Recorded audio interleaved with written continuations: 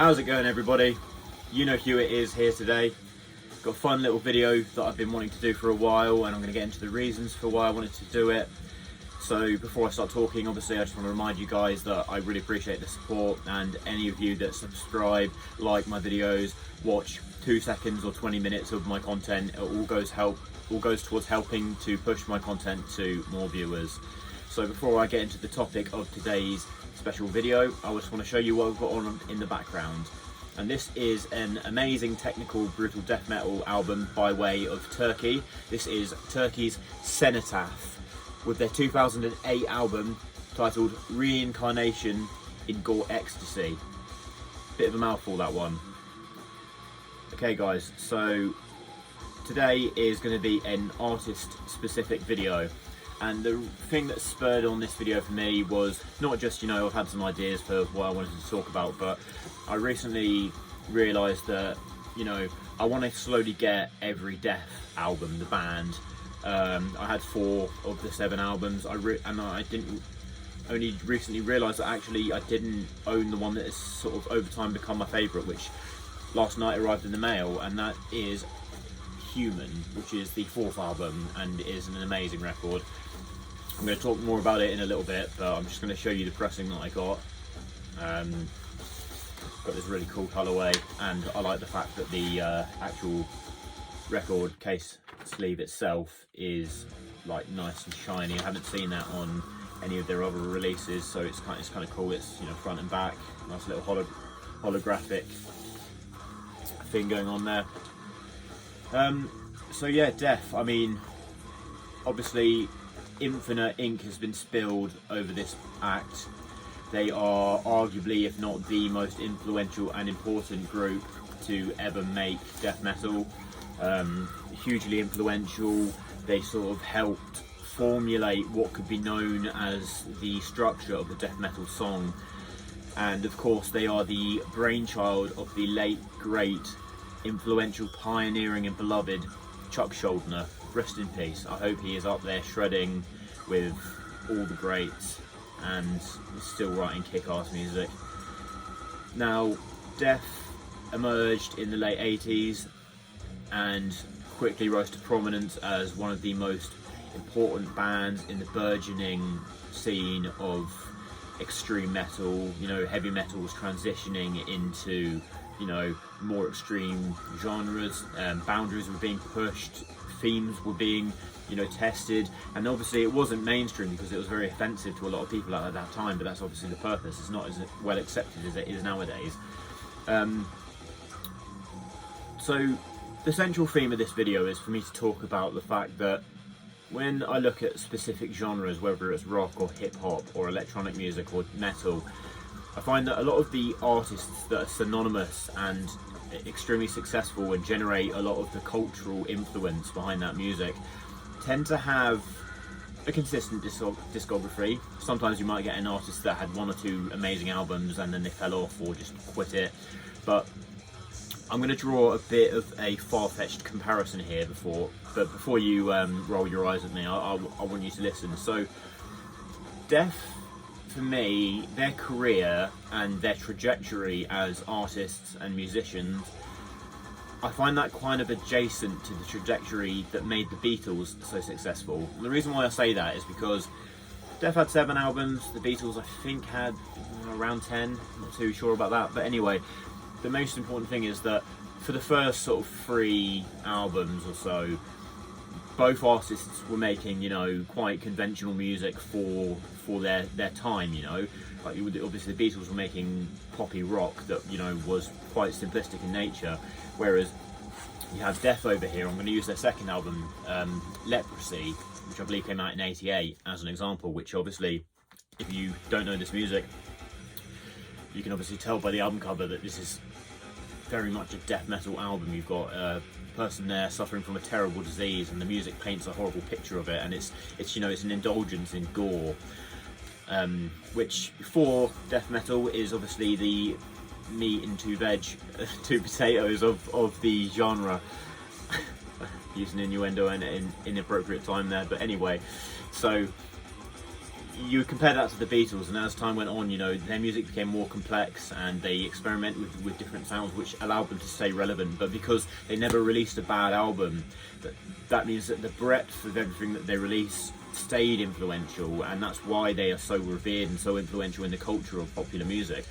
Much like Death in that regard, because if you take, you know, the music that they were doing on their earlier albums with the likes of Scream, Bloody Gore, and obviously Leprosy and Spiritual Healing, and then you compare it to a later release like Individual Thought Patterns, there's a much deeper emphasis on philosophy and a progressive sound, and occasionally odd time signatures, more introspective lyrics, or looking at humanity from a sort of, let's say, you know, not just philosophical, but you're looking at it from a sort of just a study of people.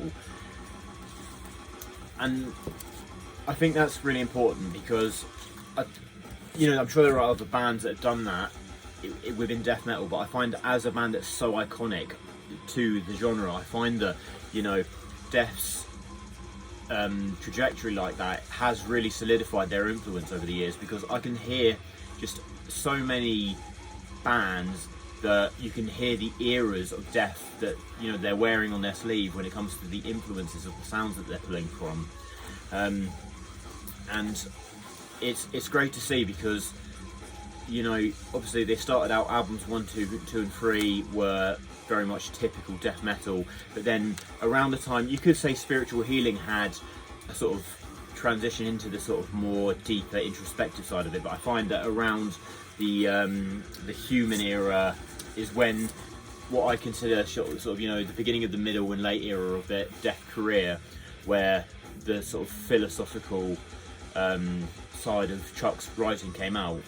I'm also would just like to shout out a few of the musicians that were involved with Death throughout the year. So on Human, one thing that really stands out for me about this album is Sean Reinhardt's drumming. I think he was the best drummer that Death had, which is really saying something, because Chuck Schuldiner, when he was releasing and working on material for Death, he could have any musician he wanted working with him, because thankfully while he was alive on this planet, his music was appreciated, and his efforts to trailblazing were something that a lot of people wanted to be on board with, and that's part of the reason why the finished products turned out so well, because he could have whoever he wanted.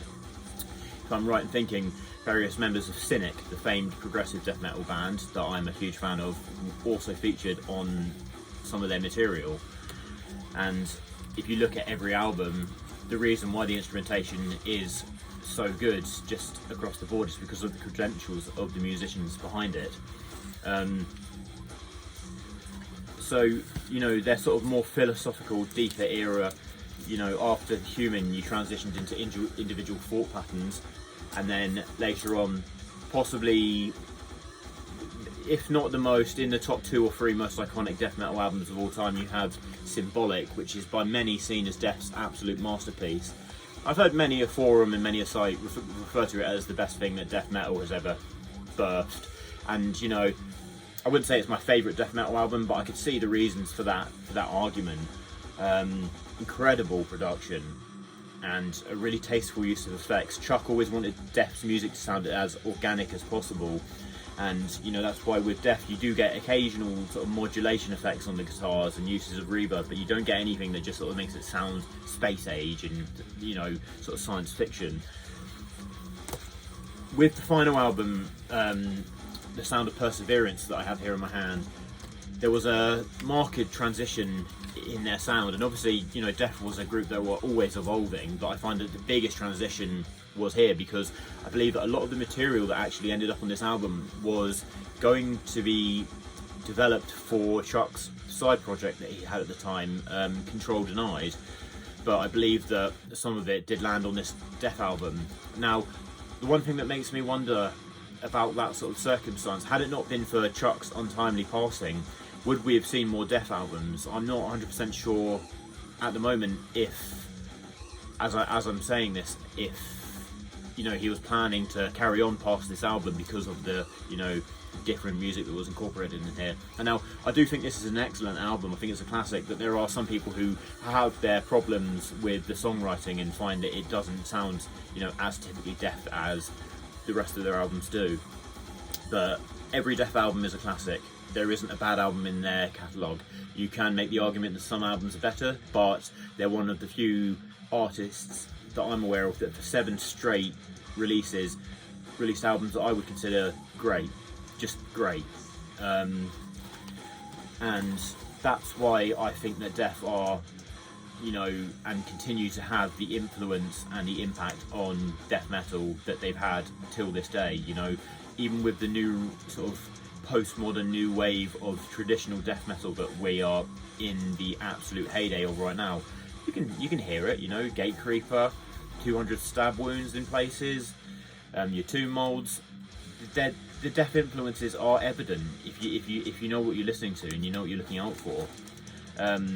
So yeah, that's the main point that I wanted to discuss in this video, was to talk about the trajectory of Death's music and why they're so important. But let's be honest, if you like death metal, you like Death. I've never met a death metal fan or someone who's listened to Death and likes metal, even if you don't like death metal, and said that they don't like their music, because it's amazing. We all love Death. That's something that we can all agree on, okay? So yeah, that's just a little rant I wanted to go on, just to gush about an artist. I wouldn't mind doing some more of these videos. I have some albums that I could probably talk about all day, but I wouldn't mind just sort of taking the highlights of my thoughts and cutting it down to a sort of sub 15-minute video. So yeah, as always guys, thank you for listening. I appreciate every one of you that subscribes and listens to my shit talk about the stuff that I love, because I don't, I'm not able to have these conversations with a lot of my real world friends because they don't like extreme metal. So having this platform where I can talk about this sort of stuff and share it with like-minded people is important. And YouTube isn't, like I always say, isn't a kind place for new creators.